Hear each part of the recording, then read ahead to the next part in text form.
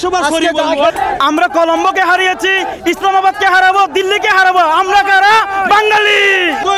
100 বার sorry বলবো। অনেক সুন্দর খেলা, অনেক ভালো খেলা, কিন্তু আমরা মিস করি সাকিবুল হাসানকে। সাকিবুল হাসান থাকলে সাকিবুল হাসান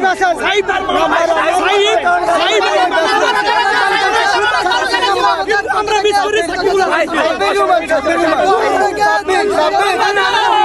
ম্যাচটা কেমন ছিল? একবারে শেষ বল পর্যন্ত খেলা গেল, অনেক সুন্দর হয়েছে ম্যাচটা। আশা করি সামনে দুইটা ম্যাচ আরো সুন্দর খেলবো। ইন্ডিয়াকে, পাকিস্তানকে ফাইনালে উঠবো, ফাইনালে এসে নিয়ে যাবো ইনশাআল্লাহ। সবাই ভালো, অনেক ভালো খেলেছে, অনেক সুন্দর খেলেছে। সাইফ হাসান অসাধারণ,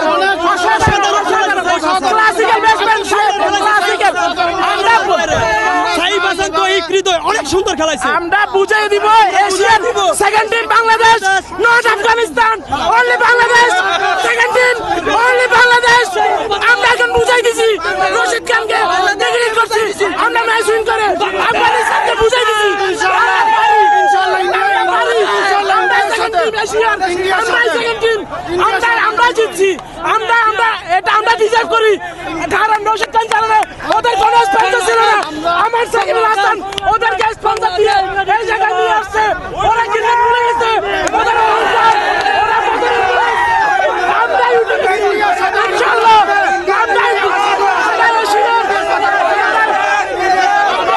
আলহামদুলিল্লাহ। আজকে সাইফ ভাই আমাদেরকে অনেক একটা ভালো ব্যাটিং উপহার দিয়েছে।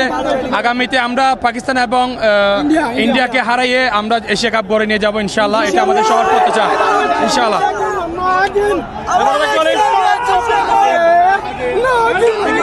নাগিন ডান্স চলবে, নাগিন ডান্স চলবে।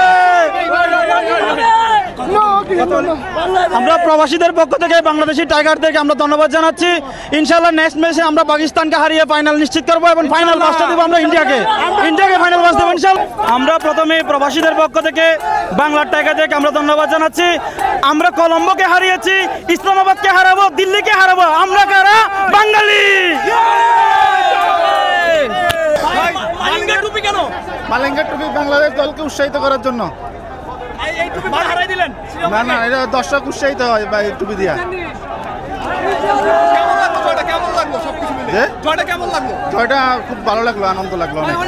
আমরা তাদেরকে নাগিন ডান্স দিতে পারছি, এটাতে আমরা গর্বিত, আমরা খুশি।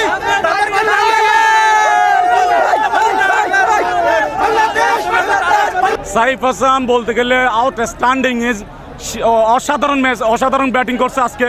আমি মনে করি সাইফ হাসানকে টি20তে ওপেনিং কন্টিনিউ করা হোক।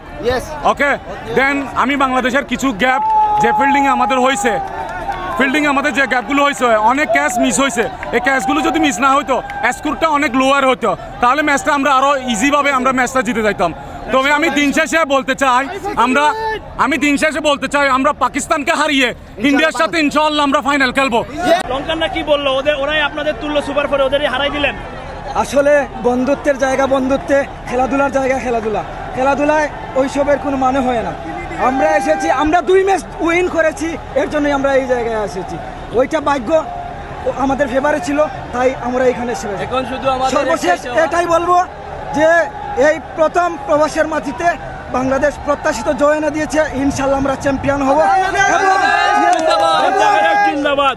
এখন শুধু আমাদের একটাই চাওয়া, ইন্ডিয়ার সাথে আমাদের উইন, বাস, দ্যাটস ইট। আর কিছু লাগবে না। আমরা সমীকরণ চাই না, আমরা সমীকরণ চাই না। আমরা কষ্ট করে এখানে এসে দেখতে আসছি।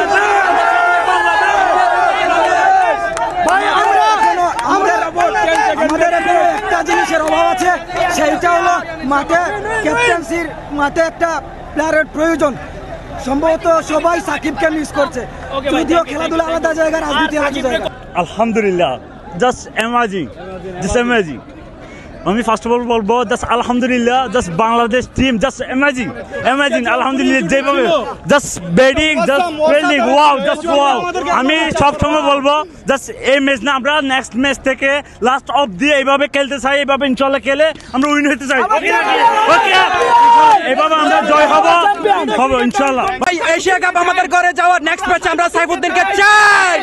বাংলাদেশ আমরা ফাইনাল খেলতে চাই, সাইফুদ্দিনকে চাই বাংলাদেশ।